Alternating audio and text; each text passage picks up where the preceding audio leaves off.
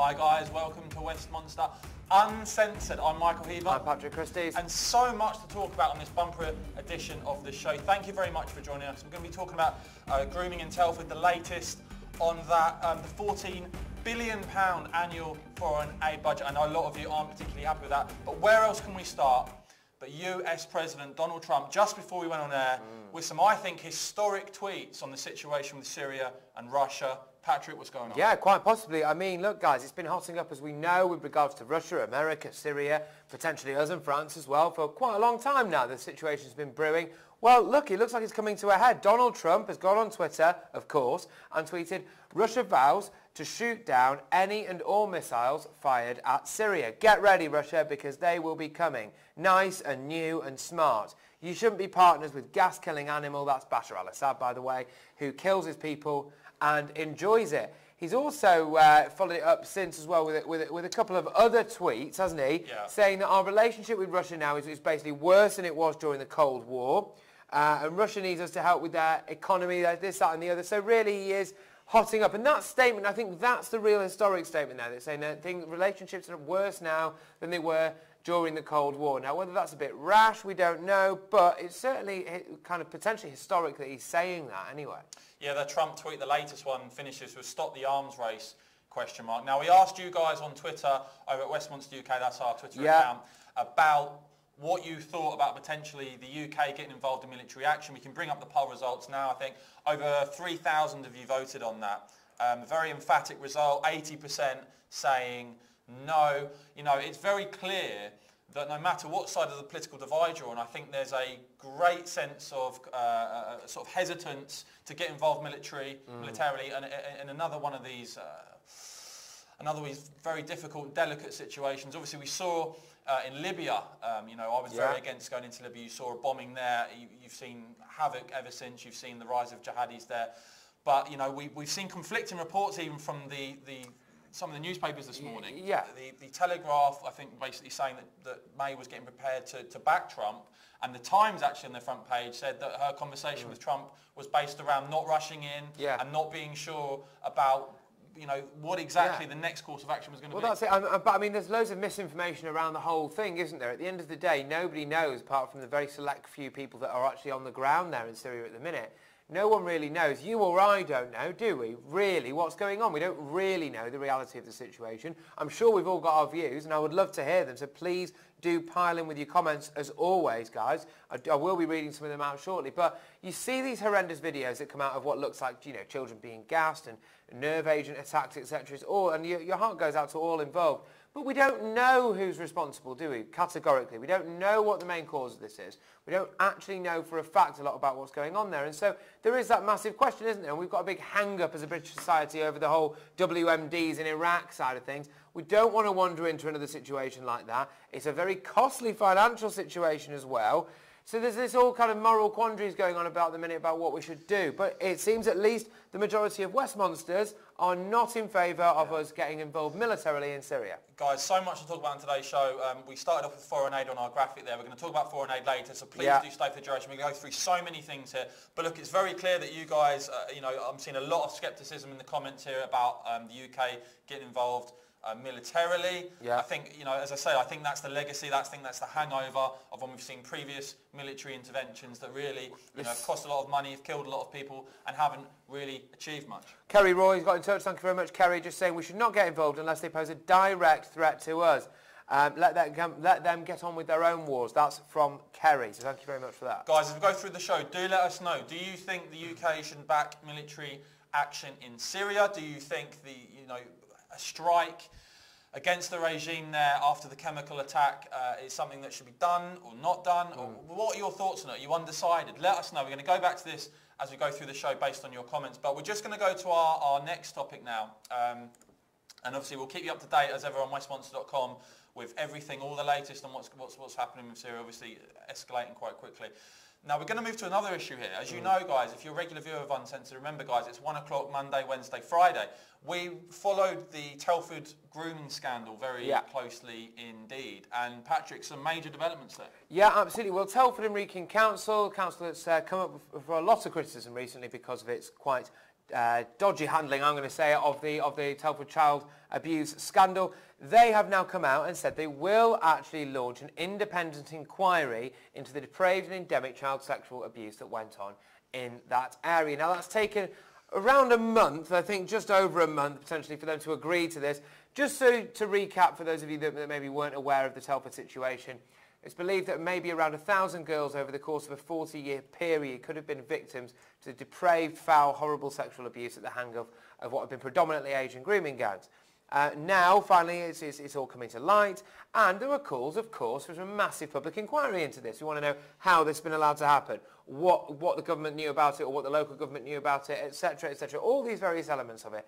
They've fought it tooth and nail, but thanks to the persistence of some of the very brave victims and the local MP, Lucy Allen, we have now got a situation where the Labour Council in Telford and Wrekin is going to launch an independent inquiry. Yeah, we've just gone back to Syria for a minute. We've got a lot of comments coming in again. Sam saying, definitely not, it's none of our business.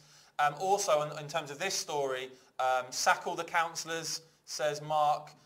Taken far too long, says John. And Alison, a regular viewer, thanks for joining us again, Alison, saying the council shouldn't have to agree, an inquiry should be held regardless. Anthony Pratt's going to make a point now that I think is absolutely vital, Anthony, saying, glad to hear this. This is about the Telford child investigation.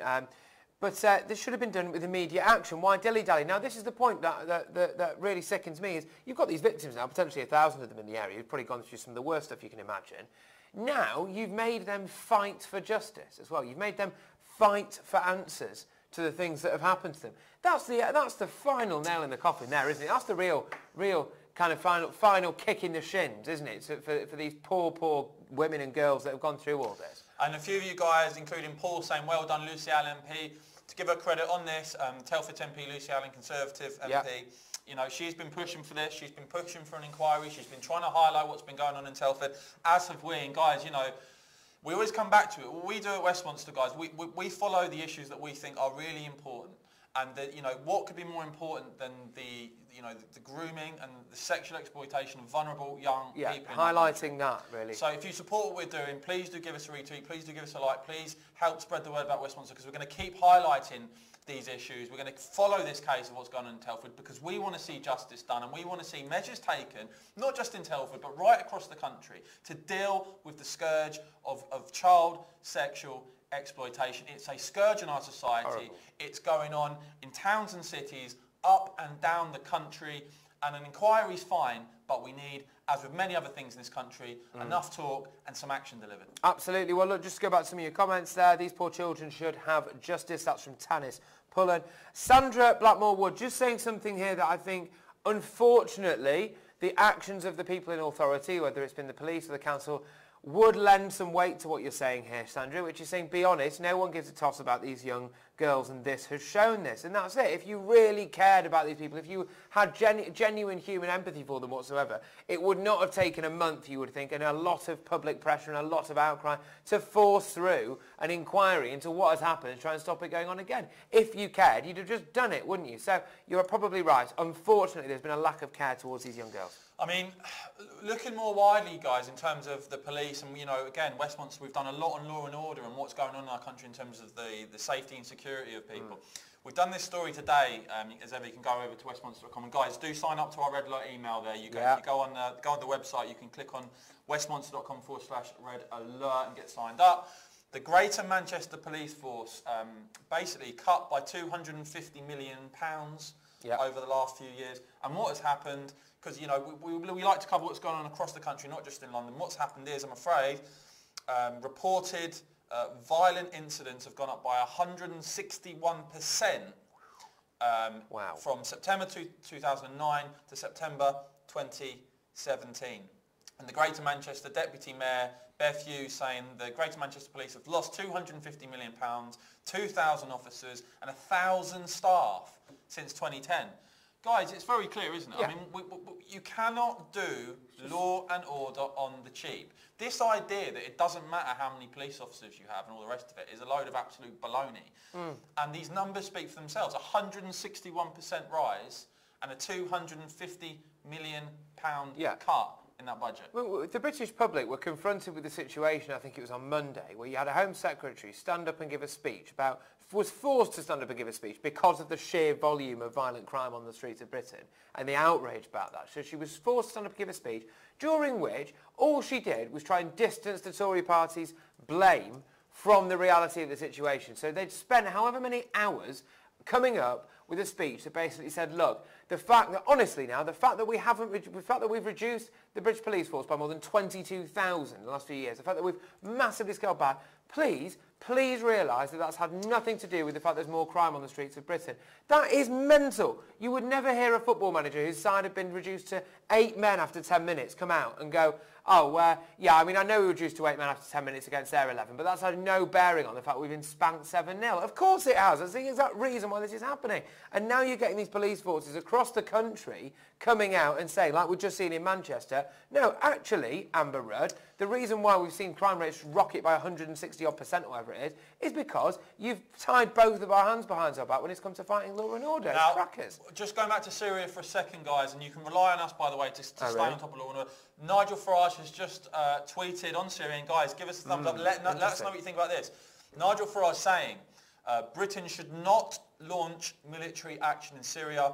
Assad is a bad guy, but regime change always leads to chaos and ISIS. He's not wrong, is he, actually? Because if you look historically, it has to. Look at what's happened in Iraq, look at what's happened in places like Libya.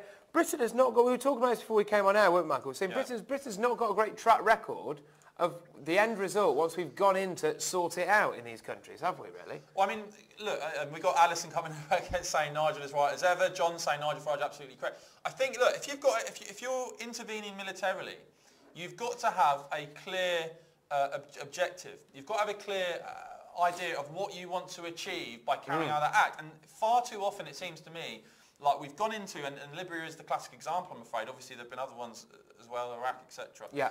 But we've gone in there, we've bombed the country, we've destabilised it further, you've seen a regime fall, and there's been absolutely no thought seemingly put into what will come after, who will benefit, will the jihadists be running the country, will it be more dangerous, what's the impact on Western foreign policy?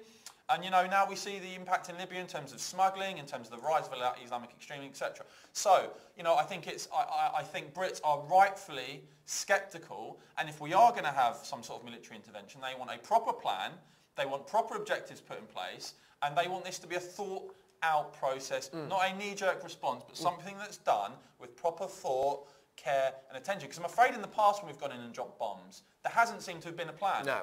And the outcome has been further chaos. Yeah, absolutely.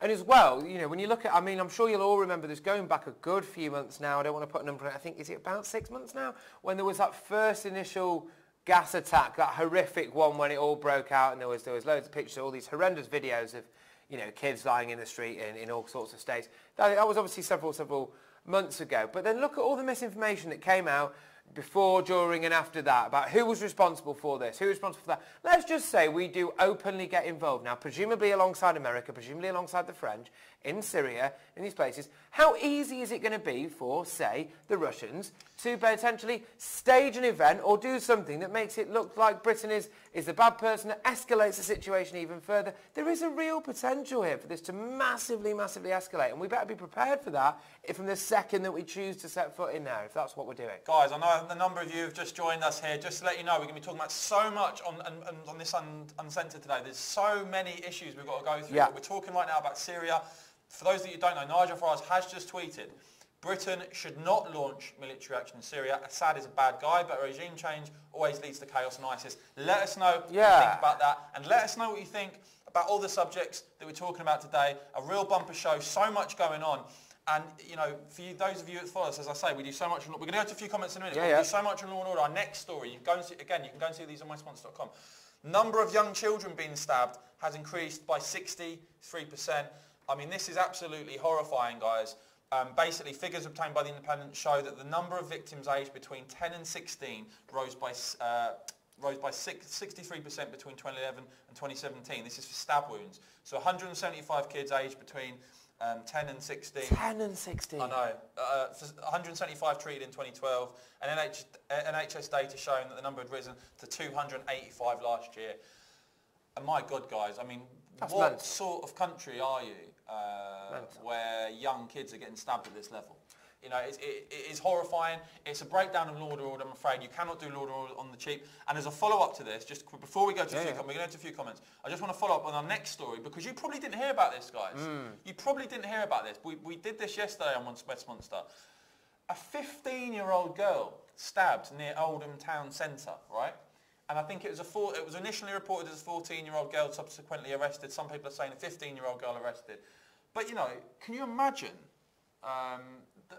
the situation of a girl that young being stabbed by another person that young? You know, these aren't adults. These aren't nearly adults. These are 14, 15-year-old kids. Yeah, and there's an interesting comment just coming here. Scott Turnbull saying there's no fathers to teach them morals. And actually, Nick Ferrari did quite a good piece on this on LBC. It was a very interesting point that he did discuss how many broken homes sometimes this can lead to this kind of behaviour. But it's a very interesting point. But I think that, you know, the overarching point here is that as well, you look at what Amber Rudd's policy was when she's come out and said, oh, look, we're going to be clamping down on knife crime, violent crime. Her policy was, oh, well, we need to come down on drug dealers because drug dealers are quite nasty people. Well, yes, they are, I imagine, Amber. Actually, yes, they are, I imagine, quite nasty people. But that's a long-term fix. We need actually some direct action. You can go around saying all this stuff about how young people are dealing drugs across county lines. Yeah, what you're not saying is, here's several thousand more police officers. Here's several million more pounds, hundreds of millions of pounds, maybe the amount of money that you've actually taken away from the police force over the course of the last 10 or 15 years, pumped back in. I tell you what, that would have much more of an impact than you telling me about what you're planning on doing over the course of the next 30 years, by which time the kids that you're talking about today will have grown up into quite possibly very, very hardened criminals. Guys, let us know what you think about all these subjects. We love to read your comments.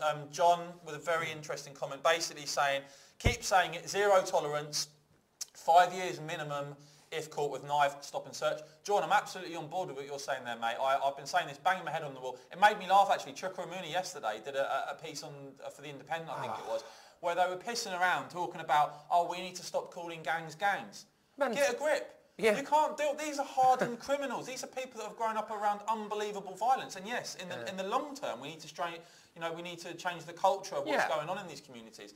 But in the short term, if you want to stop people getting killed, let's stop pissing around, wasting time talking about whether we call people gangs or not. Let's stop and search the hell out of these areas. We know where they are. And let's send out a loud and clear message that if you're caught with acid, if you're caught with a knife, if you're caught with a gun, you're going away for years. No second chances. No, you know, we heard this week the government's Home Office plan. Oh, well, it's going to be a 2 strikes rule. No, not 2 strikes rule. If you're carrying acid, you're doing it with the intention, clearly, to potentially ruin someone's life, maim them forever. If it's a knife or a gun, you could easily kill them. It should be straight in the slammer for years if you're caught with any of these, and I totally agree with you. That is the way you solve this. You don't do it by pussyfooting around and being unafraid and being sort of afraid to take a hard approach to law and order. That is where we're going wrong in this. Lad Alfred Stocks has got in touch. Lad, is that a Scottish name for like Baron or Duke or something? If you're lad somewhere, I'm not sure. Maybe I'm making that up. But if you are, then you know, welcome to the show, of course. But you're saying that thank you for bringing this to our attention because you would not have seen it on the BBC. This is the story that you just raised there about the young girl there. Well, that speaks for itself, doesn't it, guys? That we live in a society where a 15-year-old girl can be stabbed near a town centre in broad daylight, by the way. Yeah. And it ain't even a story anymore. Yeah. And in fact, you barely hear anything about it. Yeah, absolutely. Well, look, shows you where we are. Stop voting for stop voting for Rudd. That's from Paul Wood. That's easy for me to say. Well, actually, Paul, people very nearly did, didn't they? I think she clung on to have about 4 or 5 recounts in her election. And it's probably because of things like this, isn't it, where she comes out and makes a completely botched attempt. I will just make one point, because I know we've got a lot on this show today. We want to go to other things. Just one final point very quickly. Is can you imagine living in a world where the government actually devoted the same amount of time and resources they had devoted to try to cover this up or distance themselves from this, they'd have devoted the same amount of time and resources to actually taking action and sorting it out. It'd be a very different place, wouldn't it? Taylorina, I'm with you on the Twitter comment as well. Blitz, stop and search known areas. I can name the area. Look, we've been doing these stories for a long time. I can name them. It's Stratford. It's Canning Town. It's Walthamstow. East London, parts of East London with the acid, definitely. Yeah. It's these key areas you go to. You stop and search the hell out of it for a couple of months. You make an example out of a bunch of thugs that are running around with weapons. You put them all away for years. And that's how you get a grip on the problem. But sort of skirting around the issue, as I've seen, you know, lots of anger, understandably, lots of sadness, understandably, but a complete, to me, lack of will to actually crack down on law and order in this country. As ever, guys, we're gonna stay on top of this. But a very interesting development before we go to the break. Yeah, go on. This story on 150, I mean, you may have seen these paedophile hunter videos. Oh, yeah, yeah. You've got these groups now basically going online, posing as underage children to basically, you know... Snare these. Yeah, snare, that's probably a good example, a good word. Yeah, basically snare people that are seeking to meet underage kids. Now, an FOI request from the BBC has shown that 67% of police forces have used evidence from paedophile hunting groups to charge suspects. And in the last year, 150 suspects were actually charged as a result. Now, of course, you know, these groups get condemned. I don't think the police particularly like them getting involved because they don't always follow the due process. Well, they don't always do things. But the fact is it a case now that with police budgets cut, if these groups are helping to deliver evidence to put these sickos in prison for a long time, then are we going to be seeing more and more of this, guys? Let us know what you think about that. I think it's very interesting. Just giving you the cold, hard facts of the situation, an FOI request showed that 67% of police forces now use evidence from paedophile hunting groups to help charge suspects. Some 150 suspects were charged as a result. And that data comes from the vast majority of police forces across England and Wales. So it is very interesting, isn't it, guys? And I actually think this is a topic that gets a lot of people going. So we might as well just ask what your opinions are on this.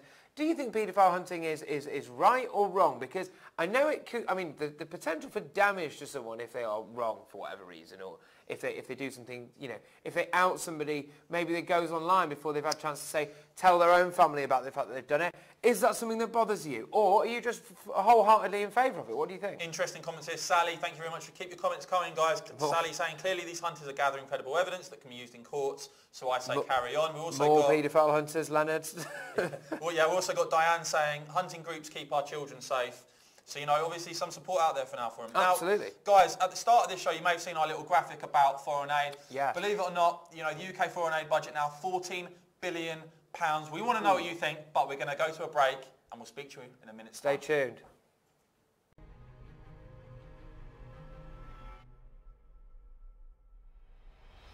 The odds were stacked in the favour of Remain. The money was stacked in the favour of Remain. The government, Whitehall, much of these big corporate interests, all backing Remain. It was a major upset victory for Leave to One. But you are going to solve absolutely nothing if you completely ignore the other factor as well. And that is the fact, obviously at the minute, that mass migration is having a huge impact. 14-year-old shot in Seven Sisters and left with life-changing injuries.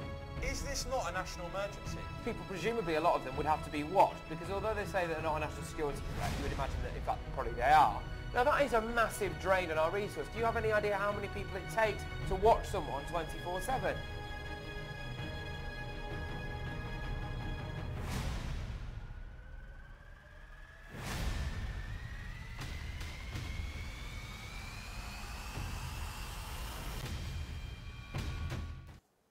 Guys, if you support what we're doing here at Westmonster, we do need your support, so go to westmonster.com/support. Many of you already backed us. Please go and help us. It really does help, and you know, we want to keep bringing these shows. We want to expand. We're doing lots more. With your back and we can do it. Right, foreign aid. This is something that I know gets you all going. We've had loads of comments about this already. We did a poll at the start of the show, so we're going to bring that up for you now. We asked, what should... You can vote now, by the way. That's still live on Facebook. We asked, what should we do about the UK's £14 billion foreign aid budget? Slash it was one option, increase it was another. So increase has only got 7 of you, but slash it has had 118 of you. So we've had loads of comments as well right at the start of the show saying, look, we need to reduce it by 14 billion actually, from a load of people. So we've got... But this came from a story, guys. We go to the story now. We did a story on Facebook yesterday about this. This is why this has come up again. Yeah, absolutely. So the reality of the situation is that the British foreign aid giveaway has seen the UK is the only G7 nation to hit the 0.7% of GDP foreign aid target. So it's actually increased by around 550 million to almost £14 billion a year. Obviously, of course, all this seems to come off the back of the topic that we're relentlessly talking about. Lack of funding for, as we've just said, police forces. We're talking about lack of funding in the NHS, the education system, various elements of British infrastructure, social care, all these things. So really, it'd be interesting to see what you guys make of this, because actually we're giving away more, I believe, than countries such as France, Canada and Japan combined. Well, believe it or not, in cash terms, guys, get your head around this one. The UK is now spending more on foreign aid every year than France and Italy combined. I mean, you know, are we awash with money or something? Are the people that are dishing this money out like it's going out of fashion, like it's confetti, are they completely blind and oblivious to the NHS crisis and the underfunding we've got going on there, to the fact that we've cut down police officers in the streets, let's say, and yet they piss this money away? And just to give you something to compare this to, so the UK now, as a percentage of gross national income, is spending 0.7% on foreign aid. Let's just compare it to a few other countries. So 0.7 versus in France, it's 0.43%. In Italy, it's 0.29%. In Canada, 0.26%. Japan, 0.23%. And America, 0.18% versus the UK, 0.7%. Why are we giving away this money at such a rate compared to other countries? Why do our political leaders think this is we've got so much money back here at home that we don't need this here, when we clearly do? We clearly do, and to me it shows you a complete disconnect, and guys, let us know what you think about this, but it shows a complete disconnect, does it not, with the reality of what is going on in this country and this ridiculous 0.7% target that's been dreamt up and kept. Absolutely. Tanya's using one of my favourite phrases here. Theresa May needs to give her head a wobble. Helen Hannah with, and this is, I'm very sorry that this is the case for you, Helen. I wish you all the best. So having to wait 6 months in agony to get my wisdom teeth removed. The implication there being, of course, why can't we sort that out? Yet we have got all these billions of pounds to give away. Help our own first, give it to the NHS. That's from Sharon Meir.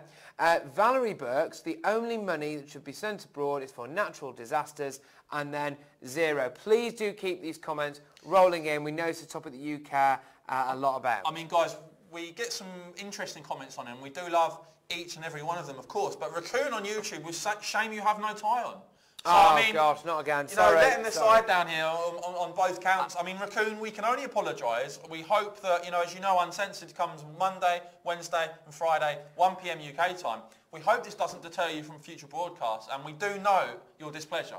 And just make sure as well, guys, by the way, you might have seen that we've just obviously mentioned the poll that we've done on our Facebook page. It's on your screens now, I believe. You can keep voting Thumbs up if you want to slash the foreign aid budget, basically. And obviously, give it some welly. Angry face if you want to increase it. So let us know what you think, and we can do a little roundup at the end of the show as well. Now, this next story we did this morning, I mean, believe it or not, in the referendum campaign, we heard a bit about Turkey and the Leave campaign. Oh, gosh. The prospect of Turkey joining the European Union, and the Remain side, oh, no, it's not going to happen. Did you know, as it stands now, the European Union is still pumping, and has been, billions of pounds to Turkey. That's, taxpayers' money they're handing to Turkey, specifically to prepare them to join the European Union. That's going on now.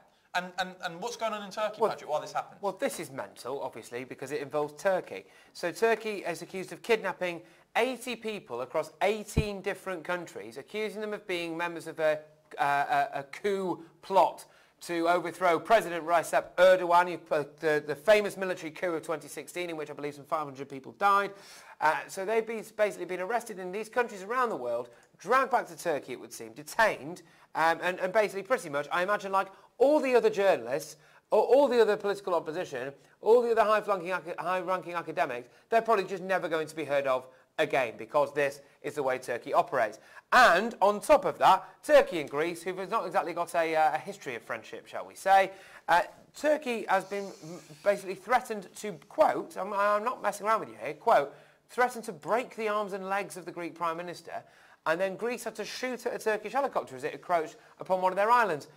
Now, the obvious situation here, you would imagine, would to not be giving somewhere in the region of £9 billion to the Turkish government if you were the European Union and if they were threatening one of your member states. You would think that maybe that wasn't the best course of action. How on earth can you expect the Greeks, one of your actual member states, to be happy about a situation where they're being militarily threatened by one of the world's leading militaries, and Brussels, who's supposed to be on their team, is helping to fund them. It's mental. And but believe it or not, guys, when I pointed this out last time, I got a bit of aggro on Twitter because I had these delusional Ramonas, you know the type, that's sort of still moping around like a moody teenager about the referendum result. When I just stated facts, which is that the European Court of Auditors has slammed the EU's funneling of money into Turkey, the fact that they've given them 4.6 billion euros to prepare for EU membership between 2007 and 2013, and another 4.5 billion set to be given 2014 to 2020. When I pointed out these facts, and that is what they are, they're facts, I had people giving me aggro saying that it wasn't true. Well, it is true. This is the madhouse of the European Union, guys. This is what you've got to remember.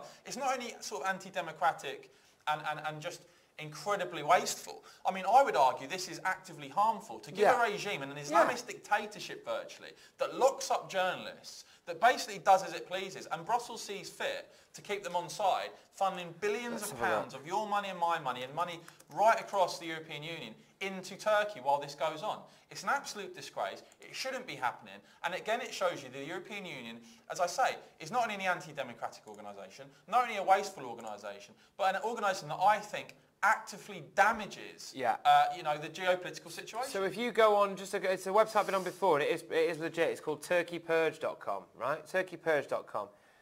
So in the wake of the military coup, do you know that 133,000 people have been detained, 64,000 more arrested, 4,400 judges have been prosecuted, 5,000 academics have lost their jobs, 300 journalists. Sickening, isn't it, really? It's mental. You know, this is a flagrant disregard for human rights. They're literally on the edge militarily of attacking an EU member state, and yet the European Union is happy to disregard all of this and keep funneling money into them in hope that one day they might join the Brussels bloc. It is bonkers. And where in all of this debate are the bleeding heart lefties who, you know, cry about this, that and the other, but when it comes to funneling billions of pounds into a dangerous Islamic dictatorship, they're nowhere to be found because they're buying into this, you know, this EU dream of isn't everything wonderful, you know, and it's all roses and chocolates with Juncker and his Guys, family. do, just by the way, a shameless plug now, if you do like what you're seeing, of course, do give us a big thumbs up. How could you not? Come on. But do remember to sign up to our red alert so you get an email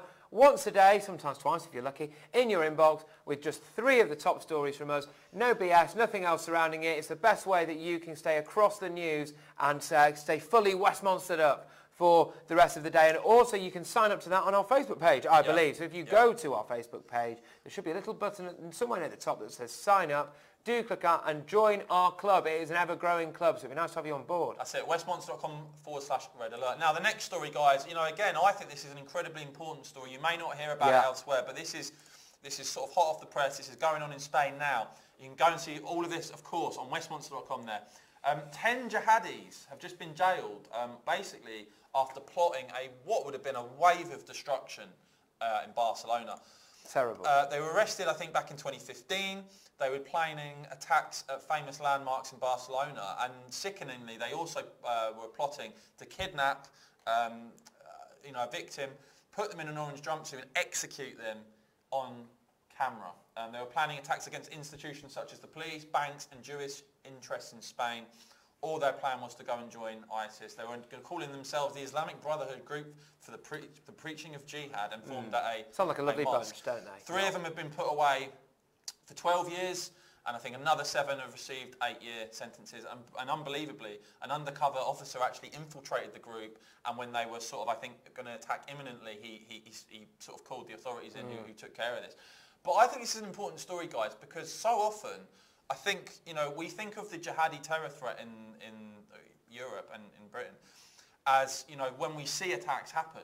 And I think the reason this is important, because to realise the scale of the threat, you've also got to look at the attacks that were close to happening and were stopped by our, you know, sensational security services, by great bravery from these individuals, these top-class individuals in Britain and elsewhere, who go above and beyond to risk their lives, really, actually, to prevent these jihadi nutcases from killing innocent people. But it does show you, when you have a group there of 10 individuals who are planning to go on an absolute wave of destruction in Barcelona, it shows you that the jihadi threat is real. It shows you that radical Islam has to be defeated. And it shows you, I'm afraid, that you have to properly fund the security service, and you have to face up to the reality of the danger that Europe now faces. That is how you defeat radical Islam.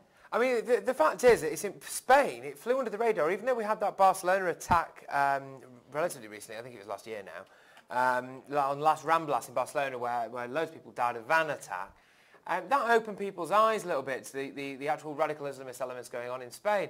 But Spain's got a massive jihadi problem, and people don't really realise it. There's regularly arrests on even some of the Spanish islands of Mallorca and places like that, with these groups, these cabals of lunatics that are dotted about, seriously in the high-level planning phase of carrying out waves and waves of attacks. You know, and it does go to highlight, as Michael's rightly said, the fact that there are these pockets right across the European Union. We know they exist in Belgium. We obviously know they exist in Germany. We obviously know they exist in France. We know they're here. They're in Spain. They're of course, right across the continent. This threat isn't going away. Just because you think it dies away every now and again momentarily, just because you hear less and less about it. Guys, that just means that a lot of them are just sitting there, waiting, planning, and you will be hearing this unless we can get real proper funding for the police resources, really get in there and be able to tackle this issue free from any kind of fear of being called whatever. Do we need to get into the bottom of this and weed it out? Hats off again to our security services here and abroad. They really are the best of the best. They deserve our backing, and they need governments. I don't care what you have to cut. They deserve funding. They are saving lives. You know, absolutely extraordinary. And as ever, guys, we're going to keep talking about this. Yvette Callahan just says face the reality, and that is it actually. People do need to wake up a bit. I think people are either out of a mixture of fear of admitting it to themselves and therefore the fear of what that might mean for the reality they live in, or they're just too scared to confront it for whatever other reason. Well, I'm sorry, but if you can't confront it, you can't solve it. Yeah, and Cody's saying keep up the good work. Thank you very much, Cody. If you do support what we're doing here, it's westmonster.com/support. Please do go over and back us if you can. It really does help us, guys, and we want to expand. We want to do more shows. There's so much we want to do with your backing. We can do it. But the fact is, guys, this is a snowflake-free zone. If you're a snowflake watching this, you are going to melt in your seat. We've had a few of them have a pop, over the last few months or whatever. The fact is, guys, for those watching for the first time, what we're about is the reality of what's going on in the world, right? And if that's too hard for some people to stomach, if it ain't quite, what they're expecting, if it doesn't fit into their worldview of being fluffy and lovely, then I'm sorry. But that isn't reality. The facts are, we are seeing violent crime on the increase. The facts are, we are seeing the jihadi threat go. The facts are, we are still pissing away Murray and Foreign, and we're going to keep highlighting it. So, well, it always amazes me the amount of times that you'll say something to someone like about, so mass immigration's had this impact. And their first response, they'll look at you and just go, no, it hasn't. Like there's this blind, almost like Pavlovian dog response when you talk about these issues, about like terror or these things. They just go, no, it hasn't, no, it hasn't. All right, well, if we're suspending all facts, then I suppose we can all just move on, can't we? Now, another cold, hard reality, of course, is that a lot of people from Britain have gone over and fought for ISIS. And we've got these two so-called suspects, they're supposed to belong to this group called the Beatles, which I don't like using, guys, because frankly, I think that softens the image. These are jihadi scumbags who are traitors. Basically interviewed, they were caught, in Syria, and these guys still saying they didn't look the interviewer in the eye, very angry, hate the West, but of course they want to be tried in the UK, and apparently they're missing the food here and all this stuff. Frankly, guys, anyone that's been involved with ISIS, anyone that's gone over there, why are they still alive? Yeah. Well, this is what I'm saying. If you're a victim, if you're a victim of ISIS or your family, didn't you want to die for your cause? Why are these people being allowed to sit there, unrepentant, not condemning terror attacks, not even trying to pretend they're anything other than bloodthirsty jihadi nutcases? Why have they been not put down like dogs? Instead, we're getting this sort of PR exercise where they're sort of being put up and they're completely unrepentant. I don't really understand it myself. Just before we carry on with this, we've had our first transatlantic viewer of the day, JD Curtis. Salutations from Dixie. Thank you very much, JD. Fantastic. Look, guys, but staying on this very serious topic of these returning or hopefully not returning ISIS jihadis. Well, we don't want them back in this country, do we? And let them stay over there. Why have hundreds of these? Sorry, but why have hundreds of these jihadis been allowed back? Yeah. And why are these people been able to take the piss, sitting there giving interviews? These are people that basically were complicit and involved with the killing of innocent people, beheadings, they were children being with raped, Jihadi John. Children people being tortured, women being butchered. And I think we've got to get a little bit tougher on this. Yeah. None of these people should ever be allowed back. Sadly, they have been. Why they've been allowed back, I'll never know. And deemed not a national security threat. Which is complete other. Come on. They've gone over there, and I think it was one of the ministers, I think Rory Stewart from the government said the best thing for it is to kill them. Not let them back. Yeah, absolutely. So why are we messing around with this now, getting interviews and all the rest of it, and calling them Beatles? For me, it's far too soft. Yeah, absolutely. And I make the point as well of Britain's prisons now are well and truly known to be a recruiting ground for all kinds of radical behaviour, whether it's far right, but crucially, Islamist behaviour. We know that. We know that there are these pockets within prisons that basically look at it as a set of vulnerable people, an opportunity for them to add to their jihadi army. Now, why would we want to reintroduce two of the most battle-hardened, bloodthirsty, signed-up fundamentalist members of that war death cult? They've got no place in this country. Back into British society? What on earth are we playing at? Yeah, we've got Charlie Black on Facebook saying, I love it how you guys say what you think, no sugar on top. First time viewer, what a breath of fresh air. No sugar, but very sweet, I'm sure you'll agree. Oh, stop it, you. We've had a few people as well doing something that I actually hope catches on, which is the snowflake symbol and then just free zone at the end of it. So that could be our thing from now on, I think. That's it, guys. And guys, let us know where you're viewing from across the world. We love the fact that we've got such an international flavour. Or if you're here in the sort of damp UK today, I mean, it's not the best weather, is it? I mean, hopefully that changes soon. But let us know, guys, because it is always nice to hear where you're watching from. And remember, Uncensored, 1 o'clock UK time. I know I keep saying it, but I don't want you to forget. 1 o'clock UK time, Monday, Wednesday and Friday on YouTube, Twitter and Facebook, bringing you all of the stories that we think are most important. And guys, of course, if there's anything that we don't cover, if there's anything you think we're overlooking, if there's anything that you haven't seen reported anywhere, and you're banging your head against the wall and you're thinking, why isn't anyone talking about this? Get involved, dive in, tell us. Get me on Twitter as well, and you can message me directly. You can use at Patrick Christie's. It's flashing up on your screen right there, just in time. Loves a little plug there. Any shameless plug. Need the followers, frankly. But yeah, no, we all do. But look, you can send me an email. You found my email address on there. You can send it in to me. So just let me know any tips, any stories. Please do keep me posted. Great programme, Honest News, says Mike on YouTube. Thank you very much for your comment. Cheers, and hello to our Twitter viewers as well. Now, we've got a couple more to get stuck into, haven't we, before we let them go? Let's just bang through them, Patrick. Yeah. The story from Germany. Yeah, absolutely. So I'll just read this out to you. The German Interior Ministry has suggested it could back a proposal that would see anti-Semitic migrants have their residency rights revoked. It comes after what has been reported, at least, to be a wave of anti-Semitic sentiment or actual verbal attacks, physical attacks, across various EU countries, but actually this one is in Germany. And now that it's emerged that those who knowingly and repeatedly violate our social consensus should forfeit their right to stay. So that's pretty straightforward, isn't it? And I also think that's probably fair enough, isn't it, really? I think if you are a rampant anti-Semite, you have no place in any society, let alone Germany. Yeah, absolutely. And our final story today, guys, and this one, we like to leave you a smile on your face when you can. Unfortunately, I think this one slipped a little bit under the radar. Do you remember when billionaire George Soros, he committed that, was it 400k to an anti-Brexit group? Oh yeah, who knows really? But we've just had double or nothing because he's gone in with another 400k. And of course, when he did it the first time around, it was on the front pages. It was very, very high at the political agenda. This one's gone under the radar. So this geezer's ponied up another 400k, which is a significant amount of money in the context of British politics, in context of anything really. 400k to the anti-Brexit group again. And I think what this underlines, guys, is the two things really.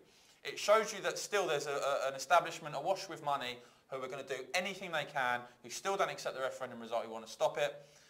And I think it shows you a desperation, actually, because I think last Charles Saloon is coming up for people that want to stop Brexit. I think they know that. I think they know that if it's now or never. We're going to see a big vote, I think, in October with regards to the Brexit deal. And I think you're going to see a showdown over what's going to happen. Now, hopefully it all goes ahead. But as ever, guys, it's Westmonster.com. We'll be keeping you up to date with everything going on in terms of Brexit. But it just shows you there's still significant amounts of money slipping into these people that don't give a damn what you or I think. They know best, and they want to overturn the will of the people. Anthony Pratt's got in touch, just a picture of a snowflake and then a no-go zone. Robert Boycott, cheers as always, guys.